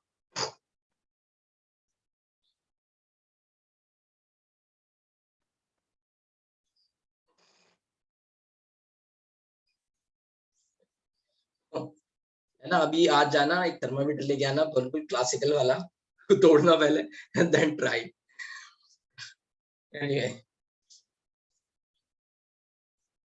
तो राइट, उसमें क्या होता है कि कोहेसिव फोर्सेस स्ट्रांग होते हैं एडेसिव फोर्सेस के कंपैरिजन में, that's why it does not stick और let's say wet the surface. कोई भी थर्मामीटर ले लो, स्लाइम में एक्सपीरियंस कर सकते हैं, हाँ ठीक है, स्लाइम में भी ये चलो अभी कोई डाउट नहीं है ना, अभी आगे चलते हैं। बताओ श्रेयस क्या डाउट है, ये बताओ जल्दी। हाँ यार फिर साथ का सर हम लोग ने वो फुल्ली फिल्ड लिया है ना ट्यूब, तो उसमें वैक्यूम कहाँ से आया वो पूछ रहा था। अरे तो वही तो हाइट के हिसाब से तुमने, जैसे मान लो तुम उसको इन्वर्ट करोगे, हाँ तो लेट्स से मान लो ये ट्यूब की हाइट सफिशिएंट है ना? जैसे मान लो अभी हमें पता है कि ये एटमॉस्फेयर प्रेशर होता है वो 760 mmHg होता है ना, या फिर 76 सेंटीमीटर Hg है ना, 1 mm मतलब 1 सेंटीमीटर इज 10 mm। तुम्हें पता है लगभग 76 सेंटीमीटर के करीब हाइट रहेगी। मान लो हमने जो ये ट्यूब है ना, ये 1 मीटर लंबी ले ली, 100 सेंटीमीटर में ऐसे फिल कर दिया, राइट। इसको डालेंगे है ना, हाँ। राइट। जब इसको नीचे डालेंगे तो क्या होगा, मरकरी पूरा 100 सेंटीमीटर इस पे थोड़े ना रहेगा। ये बोल रहे हैं कितनी हाइट तक रहेगा, इस प्रेशर के हिसाब से हाइट तक रहेगा। हाँ, जो प्रेशर लग रहा है ना उतना ही प्रेशर यहाँ पे होना चाहिए, और उतना प्रेशर किसके कारण होगा, मास के कारण होगा। यहाँ पे जो हाइट आएगी वो प्रेशर के कारण आएगी, जितना प्रेशर यहाँ लग रहा है वही हाइट आएगी। फिर अब जब ये है ना, यहाँ से इसका मतलब क्या हुआ, लिक्विड जो है धीरे धीरे नीचे की तरफ है ना मूव होना चालू हो गया। क्या क्या छूट होके जाए, यहाँ पे क्या बचेगा, वैक्यूम ही तो क्रिएट होगा, ये कोई गैस तो है नहीं विच कैन सर मतलब ऑक्यूपाई दिस, प्रेशर की वजह से वो बैलेंस होने के लिए नीचे जाएगा वहाँ पे नीचे वैक्यूम। जाएगा, यस। Okay sir. तो फिर यहाँ पे वैक्यूम क्रिएट हो जाएगा। Yes sir.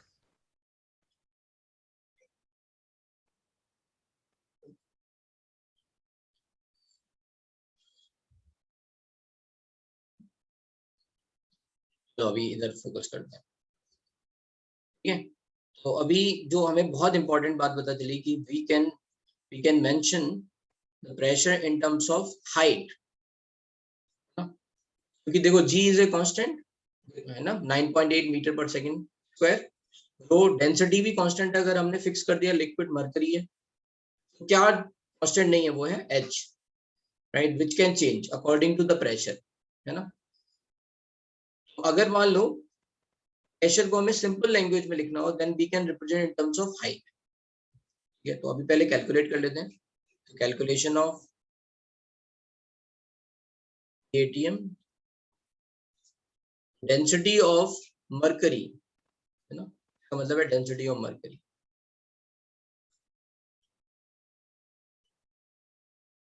Row is nothing but 13.6 gram per ml और 13.6 into 10⁻³ kilogram per metre cube, है ना। G is nothing but 9.8 metre per second square, and H की वैल्यू निकल के आती है 76 centimetre, which you can write like 0.76 metre. Standard unit लिख रहे हैं हम सब जगह, कौन सी वैल्यूज लेंगे, ये वाली वैल्यूज लेंगे, मीटर वाली। तो हेंस एटीएम क्या हो जाएगा,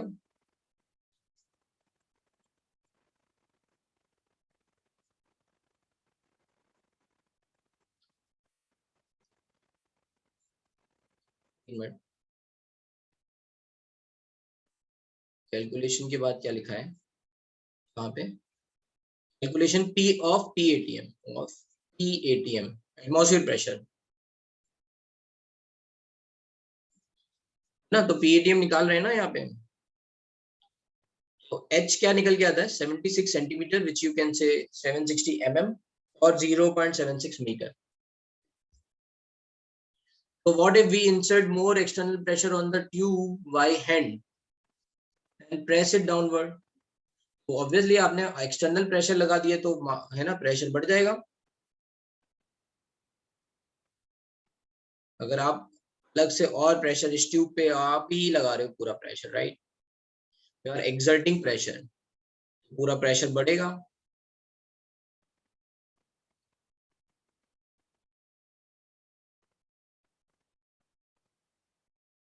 वी हैव टू थिंक कि कितना प्रेशर लगा है क्या, और फिर इस पे इफेक्ट क्या पड़ेगा, how this liquid is going to let's say move up, के हिसाब से आएगा आई थिंक। एंड ये लिक्विड मूव अप होगा, ये अंदर की तरफ जाएगा, height I think will remain same, क्योंकि अंदर जो कॉलम लगने वाला है ना, ये थोड़ा ऊपर की तरफ और शिफ्ट हो जाएगा लेट्स से, बट इस लेवल से हाइट जो होगी वो सेम ही रहेगी। रीन तुम्हारा डाउट ये था ना, हाइट विल रिमेन सेम, क्योंकि यहाँ पे फिर इस पॉइंट पे क्या लग रहा है, पीएटीएम लग रहा है, फिर इस पॉइंट पे फिर पीएटीएम के बराबर प्रेशर आएगा, तो हाइट विल रिमेन सेम।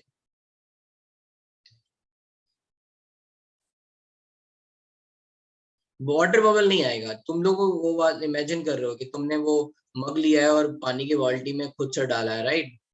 वो वाटर बबल इसलिए नहीं आएगा क्योंकि आप जब ऐसे पलटते हो ना, तब वाटर वो थोड़ा सा उसमें जो लिक्विड है वो गिरता है, इसीलिए मैंने लिड लगाया यहाँ पे। मैंने क्या बोला, पहले मैंने लिड लगाया यहाँ पे, तो इन्वर्ट कर दिया, फिर लिड हटा दिया, देयर इज नो चांस कि वाटर बबल आ जाए, ठीक है। जो लोग ये मग वाला एग्जांपल मुझे बता रहे हैं है ना, जिन्होंने अपने बाथरूम में कर रखा है वो यहाँ नहीं चल रहा है, राइट। समझ में आ गया? हाँ, यस।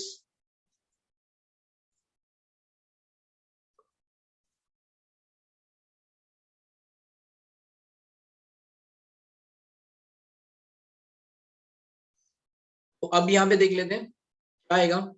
तो लेट्स राइट h की वैल्यू 0.76 मीटर में लिखेंगे, स्टैंडर्ड यूनिट मीटर इनटू, फिर है रो की वैल्यू 13.6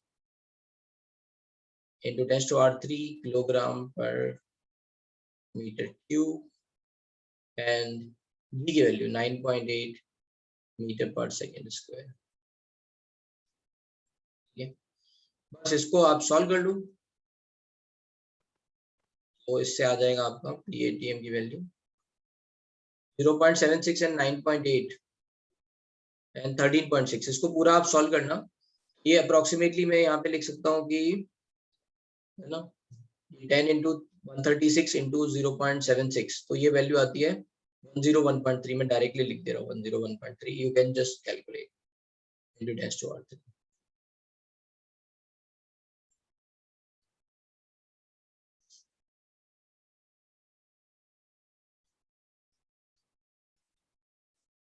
ठीक है, और ये विल बन जाएगा, जब इसको मल्टीप्लाई कर देंगे then it is going to B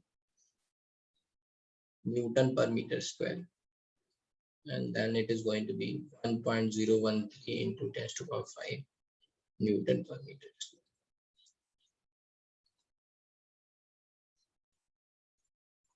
ठीक है, तो बस वैल्यू आप लिख दो, अच्छा ये वैल्यूज आ जाएंगे।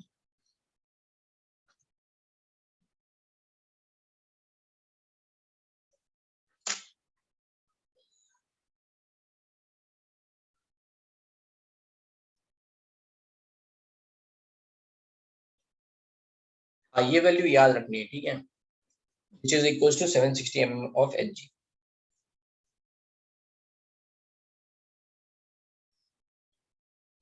लेट्स से इसने बोला था कि मान लो सर अगर हम लिक्विड चेंज करते हैं, लेट्स से है ना, अगर हम वाटर वहां पे डाल दें लिक्विड, वाटर की डेंसिटी क्या होती है 1 ग्राम पर ml और 1000 kilogram per metre cube. So if है ना we use water in place of mercury, ATM क्या है अपना HDG, हमें यहाँ H निकालना है, ठीक है, राइट। तो HDG you can write H1 let's say for 2 liquids, है ना, for 2 liquids अगर हम देख रहे हैं, for 2 liquids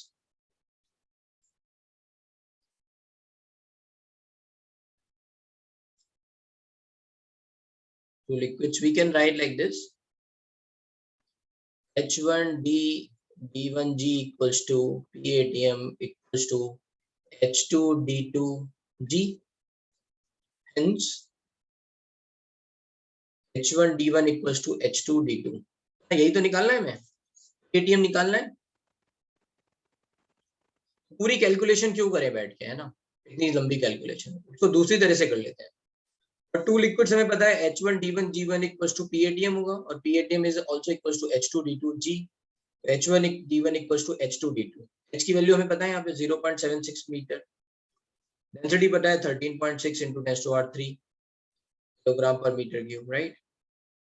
H2 हमें निकालना है वाटर के लिए, डेंसिटी पता है हमें 10⁻³ किलोग्राम पर मीटर क्यूब। निकल गया है, ये इससे कट गया, तो H2 की वैल्यू आ जाएगी 0.76 into 13.6।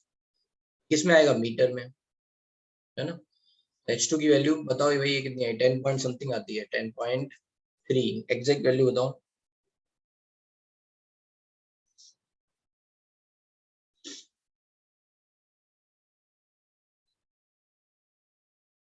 $10.336 मीटर। तो यहाँ पे हेंस क्या हो जाएगा, hence we can write 1 ATM is equals to 760 mmHg is equals to 10.33, ना लगभग 33 ले लेते हैं, 34 ले लेते हैं यहाँ पे, 34 मीटर वाटर।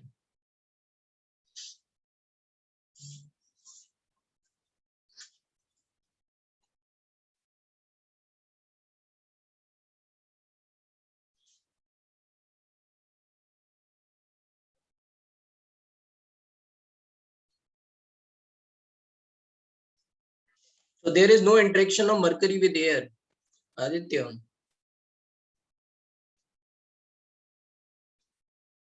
किसने पूछा ये, हाँ, there is no interaction, mercury और एयर का कोई इंटरेक्शन नहीं है।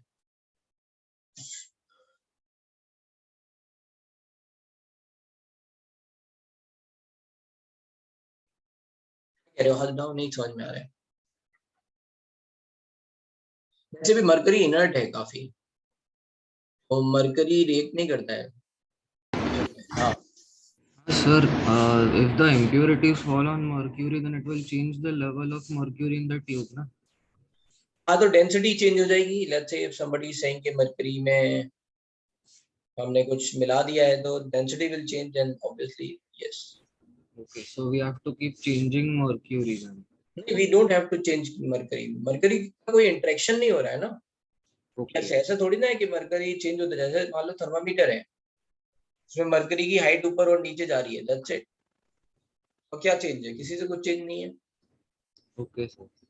मुझे लगा तुम कह रहे हो कि लिक्विड को मिक्स कर दिया, तो लिक्विड अगर मान लो कोई मिक्स कर देंगे, मान लो वाटर में हमने कोई और अल्कोहल वगैरह कुछ और मिक्स कर दिया, राइट। अब नाउ यू आर सेइंग कि बताओ सर हाइट क्या होगी, फिर हाइट 10.34 थोड़ी ना रहेगी, क्योंकि डेंसिटी चेंज हो गई है। Then you have to calculate again. अच्छा, अब यहाँ से एक बहुत इंपॉर्टेंट बात समझ में आई, रुक जाओ, है ना। यहाँ से एक बहुत इंपॉर्टेंट बात समझ में आई। जैसे मान लो कोई एक हम लेक पे खड़े हुए हैं, है ना, कोई एक वाटर बॉडी है,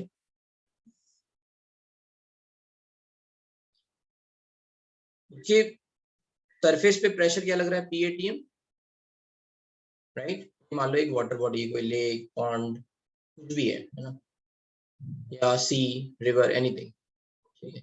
और बट शांत है, ऐसा मूविंग में नहीं, राइट। लेक ज्यादा बेटर ऑप्शन, ठीक है। देखो यहाँ पे इस वाले पॉइंट पे लग रहा है PATM। अगर हम यहाँ पे डिस्टेंस पे चले जाएं, let's say this distance is 10.34 metre, इस पॉइंट पे क्या लगेगा, 2 PATM।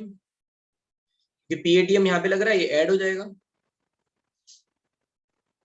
लेट्स से फिर से अगर हम 10.34 ATM मीटर पे चले जाएं, तो क्या लगेगा, 3 ATM। अगर मैंने बोला कि कोई हाइट है, let's say x height, h height है, डेप्थ है, सॉरी, मैं प्रेशर निकाल लूंगा कि इस पॉइंट पे प्रेशर क्या लगेगा, है ना। मैं h पहले कन्वर्ट करूंगा, डिवाइड करूंगा 10.34 मीटर से, एंड उसमें फिर बाद में एक ATM और जोड़ दूंगा, राइट। यहाँ पे लगने वाला प्रेशर क्या हो जाएगा, PATM प्लस, जो भी ये हाइट है, राइट, H divided by 10.34 ना ATM। PATM का मतलब 1 ATM है, तो हम यहाँ PATM को 1 ATM लिख दे रहे हैं। तो ये आ गया, थोड़ा सा रब कर ले रहे हैं।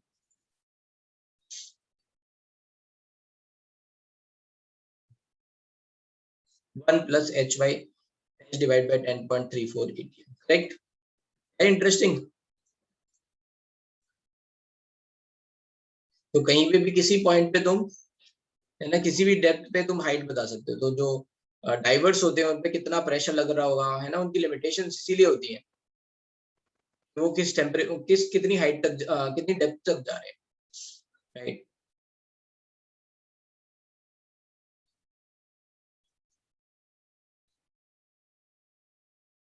निशान में समझ गया था।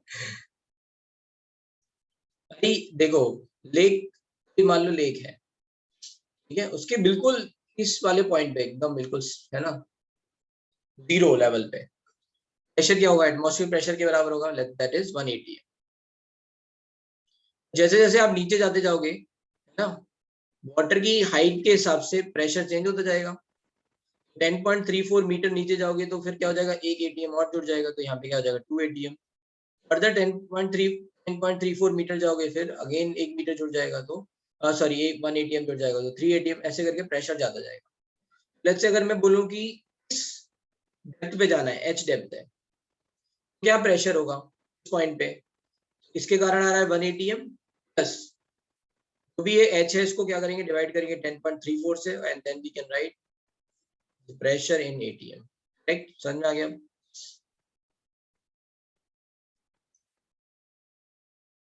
नहीं, क्वेश्चन नहीं है, तो बस इंटरेस्ट के लिए बता दिया है आकाश। कोई क्वेश्चन नहीं आएगा अभी, ठीक है?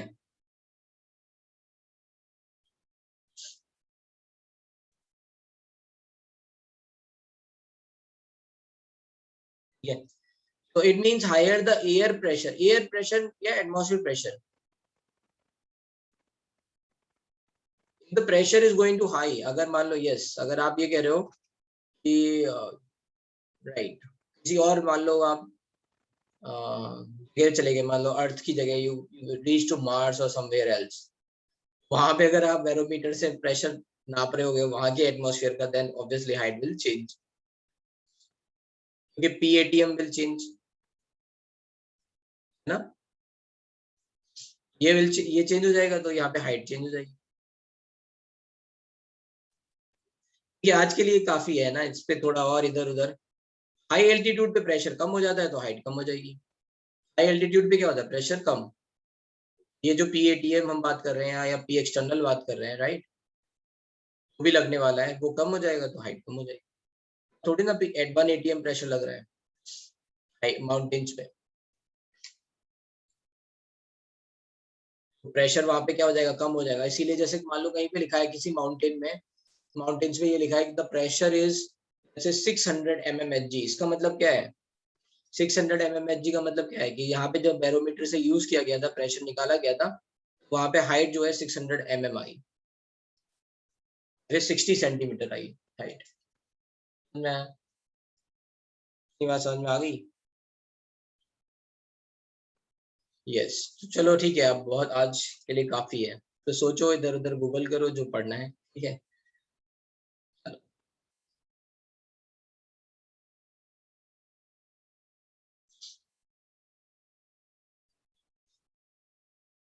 Pressure is proportional to H। हाँ ठीक है ना, यहाँ पे अगर लिक्विड आपने सेम रखा हुआ है, then you can say yes. तो अगेन ऐसी प्रोपोर्शनलिटी जो कंस्ट्रेंट पे डिपेंड करे, उसे प्रोपोर्शनलिटी नहीं बोलेंगे ना फिर।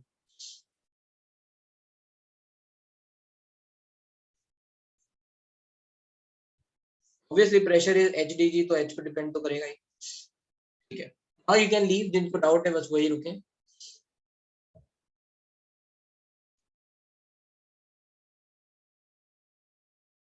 ऑल द बेस्ट राज।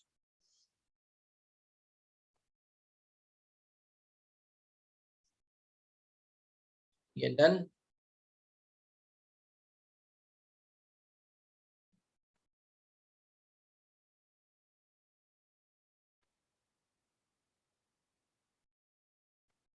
एक minute,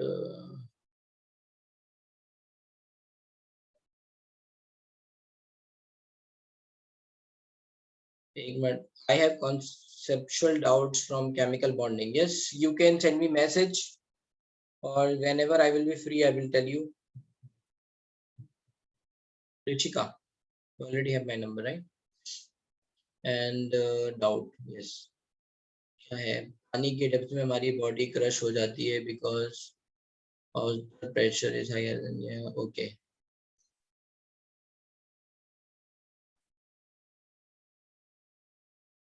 Okay.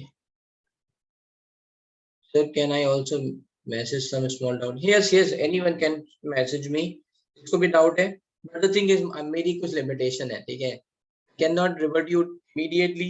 Whenever I will see your doubt, I will mostly, पता नहीं, I don't know कितने लोगों ने experience किया है, but जिन लोगों ने doubt भेजे हैं सबके आंसर मिल गए होंगे, है ना? है जिसका बच गया हो, देखो हो भी सकता है कि बच गया हो, right?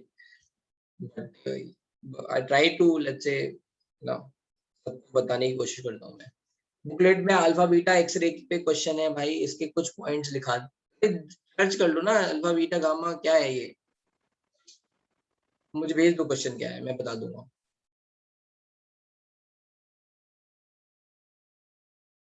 ये लेसन में बहुत सारी कैलकुलेशन है. इस लेसन में बहुत सारी कैलकुलेशन है. नेक्स्ट लेक्चर में हम बैरोमीटर के क्वेश्चंस कराएंगे, जो अभी नहीं करा पाए, नेक्स्ट क्लास में कराएंगे थोड़े और.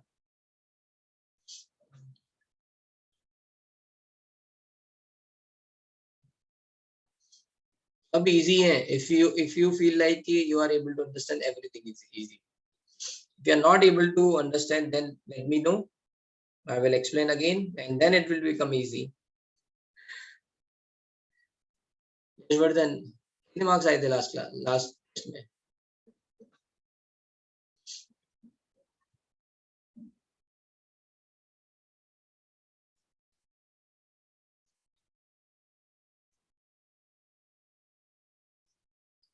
यस बोलो बेटा, अंगारिका. यस सर मुझे मॉड्यूल में कुछ क्वेश्चंस में डाउट है. अभी तो क्लास है. नेक्स्ट या तो वो मैम से पूछो या फिर मुझे मैसेज करो. ओके सर, यहाँ पे वो स्ट्रक्चर नहीं हो रहा है, काफी बड़े बड़े हैं. कौन से वाले स्ट्रक्चर नहीं हो रहे? NH4 whole twice CO3. उसमें क्या है? NH4 प्लस होता है ना, वो तो कैटायन हटा दो, NH4 प्लस को हटा दो, NH4 तोड़ लो पहले, NH4 whole twice CO3, NH4 plus CO3 2 minus, बन जाएंगे दोनों की स्ट्रक्चर. और